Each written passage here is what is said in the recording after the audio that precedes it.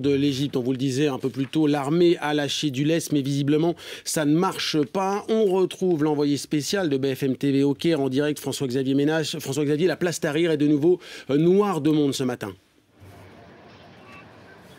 Oui, avec évidemment toujours autant de manifestants qui veulent le départ franc et massif de l'armée à la tête de l'Égypte. Alors certes, hier le chef des armées, le maréchal Tantaoui, a dit que des élections présidentielles pourraient avoir lieu d'ici la mi-2012. C'est ce que réclamait une partie des manifestants en tout cas, mais ça ne suffit pas. Donc il faudrait un avis encore plus tranché de la part de l'armée. Il faudrait en clair qu'ils déguerpissent tout de suite. Le mot d'ailleurs dégagé, on l'entend dans la bouche de beaucoup de manifestants. Il y a 9 mois, c'était à l'encontre de Moubarak. Et bien aujourd'hui, le dégagé s'adresse directement donc à ce maréchal Tantaoui. Et François-Xavier, on les entend, ces manifestants derrière vous, hein. Ils sont toujours aussi déterminés, clairement. Mais qui sont-ils en fait ?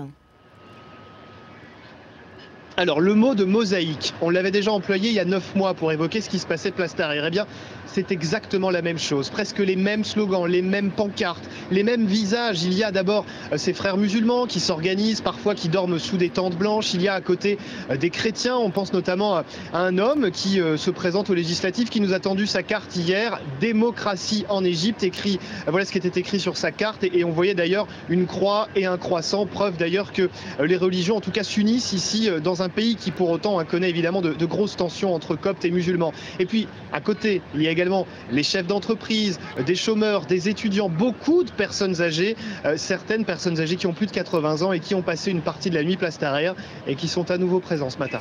Merci beaucoup François-Xavier, on suivra tout ça avec vous. Merci également à Guillaume Auer et Philippe Vigneault.